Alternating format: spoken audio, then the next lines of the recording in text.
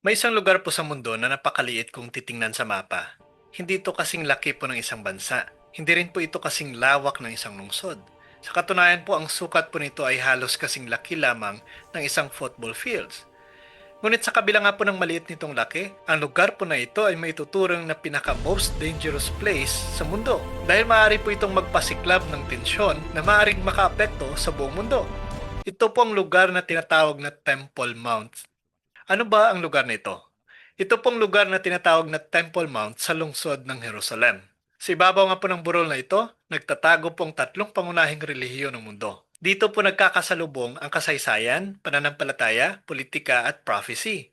Para po sa mga Hudyo, ito ang pinakabanal na lugar sa kanilang kasaysayan. Para po sa mga Muslim, ito ay isang tatlong pinakabanal na lugar sa Islam. At para po sa mga Kristiyano, ito ay isang lugar na direktang konektado sa buhay at ministeryo ng ating Panginoong Kristo. Dahil nga po dito, ang Temple Mount ay hindi lamang isang archaeological site. Ito po ay isang lugar na may malalim na emosyon, relihiyon at kasaysayan na nakatali po dito. Sa bawat pagbabago nga po sa status ng lugar na ito, kahit maliit lamang, maaring sumiklab ang tensyon sa pamamagitan po ng mga komunidad, mga bansa at maging ang mga relihiyon. Ito pong dahilan kung bakit madalas tawagin po ng mga analysts ang Temple Mount bilang isa sa pinakadelikadong lugar sa mundo. Ngunit bakit nga ba napakahalaga po ang maliit na lugar na ito? Upang maunawaan po natin, kailangan nating tingnan kung bakit ito napakahalaga sa tatlong pangunahing relihiyon ng mundo. Para po kasi sa mga Hudyo, ang Temple Mount ay hindi lamang po isang historical site. Ito po ang pinakabanal na lugar sa kanilang buong relihiyon. Ayon nga po sa tradisyon ng Judaism, ang burol na ito ang lugar kung saan itinayo ang unang templo ng Israel. Ang templo na ito ay itinayo noong panahon ng hari ng Israel na si King Solomon, anak ni David. Ang templo po na itinayo ni Solomon ay naging sentro po ng pagsamba ng Israel sa loob po ng maraming siglo. Sa loob nga po ng templong ito, inilagay ang Ark of the Covenant, ang kaban na sumisimbolo po sa presensya ng Diyos sa gitna po ng Israel. Para po sa mga sinaunang Israelita, ang templo ang lugar kung saan nagaganap ang mga sakripisyo, mga panalangin at mga seremonyang reliyoso. Ito po ang puso ng kanilang pananampalataya. Ngunit ang kasaysayan po ng templo ay hindi po naging payapa. Noong ika-6 po na siglo, sinalakay po ng Babylonian Empire ang Jerusalem sa pamumuno po ni Nebuchadnezzar II. Noong 586 BC, winasak po ng mga hukbo ng Babylon ang lungsod at giniba po ang templo ni Solomon. Ang pangyayari po ito ay naging isa sa mga pinakamalungkot na kabanata sa kasaysayan po ng Israel. Ang mga tao po ay dinala sa exile sa Babylon at ang kanilang banal na templo ay naging mga guho. Ngunit pakalipas po ang ilang dekada, nagbago po ang sitwasyon. Nang bumagsak po ang Babylonian Empire at pumalit po ang Persian Empire, pinahintulutan po ng bagong emperador na si Cyrus the Great ang mga Hudyo na bumalik po sa Jerusalem. Sa kanila pong pagbabalik, muli nilang itinayo ang templo. Ito na po naging Second Temple. Sa paglipas nga po ng panahon, ang templong ito ay pinalawak at pinaganda ng hari ng Judea na si Herod the Great. Sa ilalim nga po ng kanyang proyekto, ang templo ay naging isa sa pinakamalaking religious complexes sa sinaunang mundo. Ito ang templong nakita ng mga tao noong panahon ng unang siglo. At ito rin po ang templong nakita po at binisita ni Jesus. Ngunit muli, isang trahedya po ang darating. Noong 70 AD, sinalakay po ng Roman Empire ang Jerusalem sa panahon po ng Jewish Revolt laban sa Roma. Ang hukbo na pinamunuan po ni Titus ay nagwasak po ng lungsod. At sa gitna nga po ng digmaan, ang Second Temple ay nasunog at tuluyang gumuho. Mula noon hanggang ngayon, mahigit 2,000 taon na wala ng templo na muling itinayo sa Temple Mount. Para po sa maraming Hudyo, ang pagkawala po ng templo ay nananatiling isang malalim na sugat sa kanilang kasaysayan. Hanggang sa ngayon po maraming panalangin sa Judaism ang naglalaman po ng pag-asa na balang araw ay muling maitatayo ang templo. Ito pong dahilan kung bakit napakalalim ng kahalagahan po ng Temple Mount sa Jewish faith. Halaga ito sa Islam. Kung ang Temple Mount ay napakahalaga sa Judaism, ganon din po ito kahalaga sa Islam. Sa Islam po, ang lugar na ito ay kilala bilang Haram al-Asharif na nangangulugang The Noble Sanctuary. Ito po ay tinuturing na isa sa pinakabanal na lugar sa buong Muslim world. Sa loob nga po ng Haram al-Sharif, matatagpuan po ang dalawang kilalang Islamic structures. Ang una ay ang Al-Aqsa Mosque.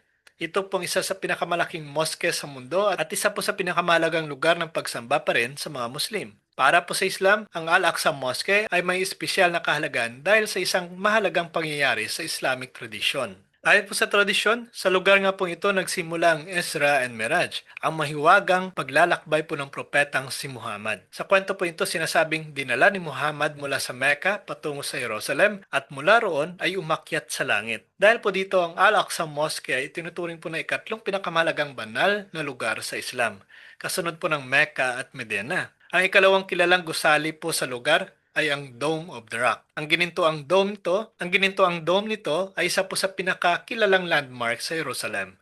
Sa loob nga po ng shrine na ito ay may isa pong bato na itinuturing po na mahalaga sa parehong Jewish at Islamic traditions. Para po sa mga Muslim, ang lugar na ito ay bahagi ng sagradong complex ng Haram al-Sharif.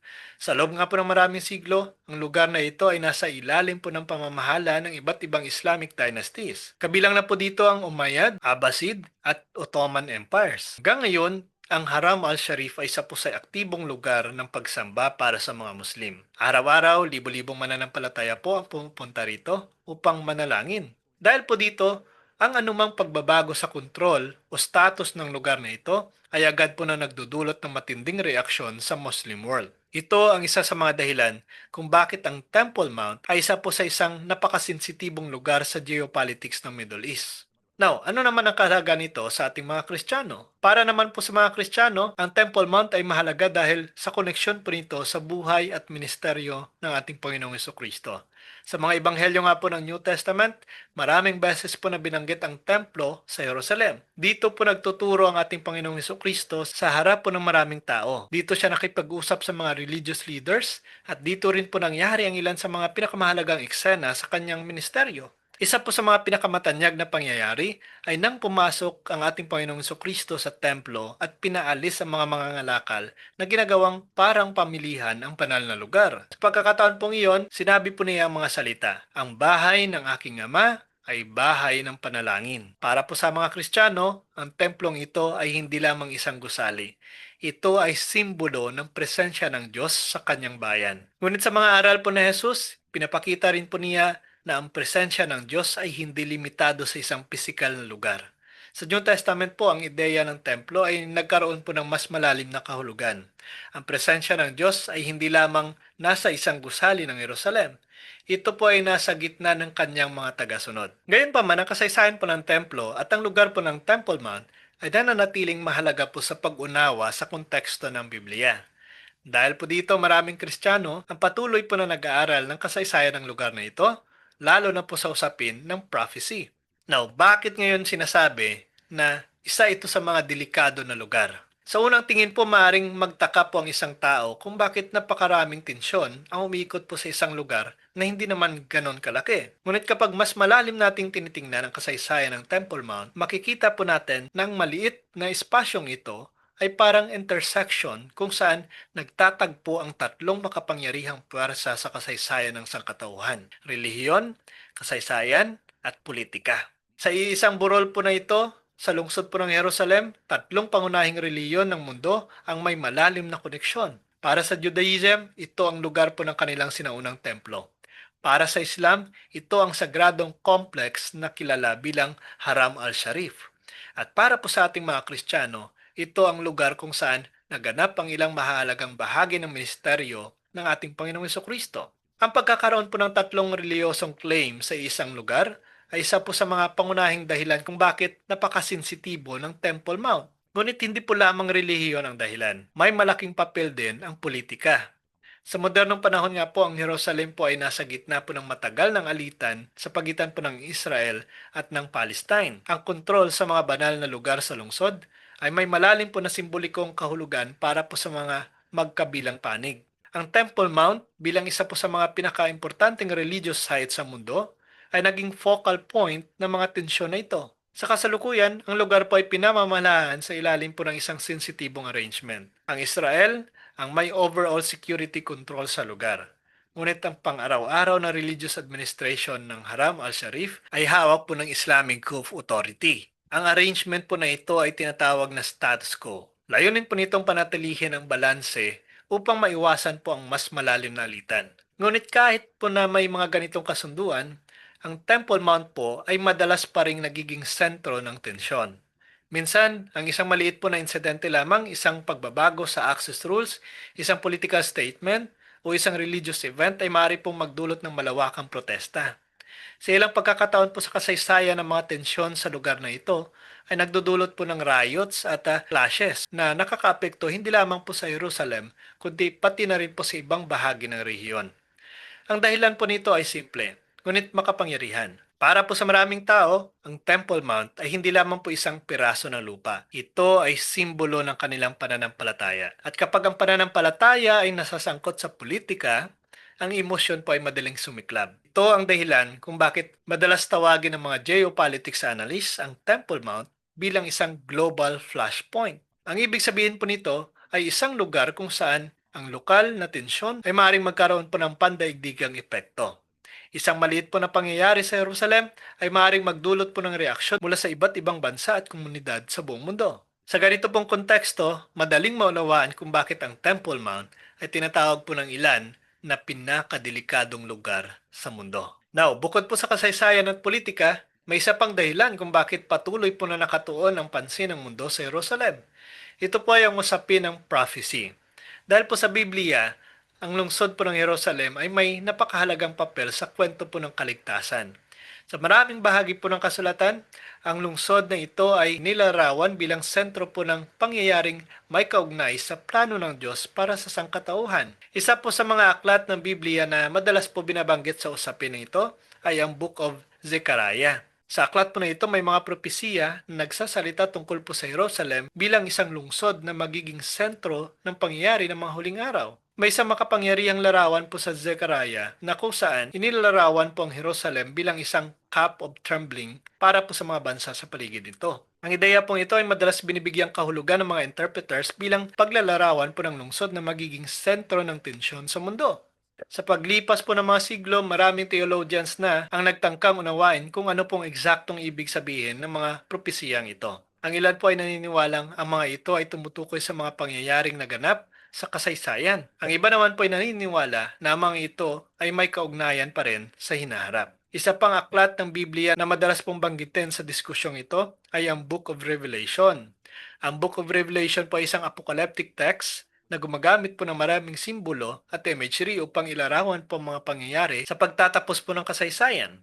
Sa aklat po na ito, ang Jerusalem ay may mahalagang papel sa narrative ng huling bahagi po ng biblical story. Ngunit mahalagang tandaan po na ang apocalyptic literature ay gumagamit po ng simbolismo. Hindi po lahat ng detalye ay dapat unawain ng literal. Dahil nga po dito ang interpretasyon ng mga propesiya tungkol po sa Jerusalem ay nagkakaiba sa iba't ibang tradisyon ng Christianity. May mga interpreters po na nag-uugnay ng modern events sa mga propesiya. May iba naman na naniniwala na ang propesiya ay mas tungkol sa spiritual realities kaysa sa geopolitical developments. Sa kabila nga po ng iba't ibang interpretasyon, may isang bagay po na malinaw sa kabuuang mensahe ng Biblia. Ang Jerusalem ay may espesyal na lugar sa kasaysayan ng pananampalataya. Ito ang lungsod kung saan naganap ang maraming mahalagang pangyayari sa kwento ng Diyos at ng kanyang bayan. At dahil po dito, patuloy itong nagiging mahalaga sa pag-unawa po ng biblical narrative. Now, kapag narinig po natin ang balita tungkol po sa tensyon ng Jerusalem o sa Temple Mount, madaling madala po ng emosyon. Ang mga balita tungkol sa conflict, protests, at political tensions ay maaari pong magdulot ng takot o pag-aalala sa maraming tao. Ngunit sa gitna nga po ng lahat ng ito, mahalagang balikan pa rin po ang pangunahing mensahe ng Ebanghelyo. Ang mensahe po ng ating Panginoong Jesucristo ay hindi po mensahe ng digmaan. Ito po ay mensahe ng kapayapaan. Sa kanyang mga aral, paulit-ulit po niyang tinatawag ang kanyang mga tagasunod na maging mga tagapagdala ng kapayapaan sa mundo. Na sa halip po na puot, tinuturuan po niya ang mga tao na magmahal. Sa halip po ng paghihigante, tinuturuan po niya ang mga tao na magpatawad. At sa halip po ng alitan, tinatawag niya ang mga tao na maghanap ng pagkakasundo. Sa isang mundo nga po na puno ng tensyon at conflict, ang mensahe po ng Ebanghelyo ay patuloy po na paanyaya ng kapayapaan. Hindi po nangangahulugan na mawawala na agad ang lahat ng alitan sa mundo. Ngunit, ipinapaalala po sa atin na ang tunay na pagbabago ay nagsisimula sa puso ng tao. Ang kapayapaan po na sinasabi ng Biblia ay hindi lamang po kawalan ng digmaan. Ito ay mas malalim kaysa roon. Ito ay kapayapaan sa pagitan po ng tao at ng Diyos. At mula po sa kapayapaan iyon, nagmumula po ang kakayahang magdala ng kapayapaan sa iba.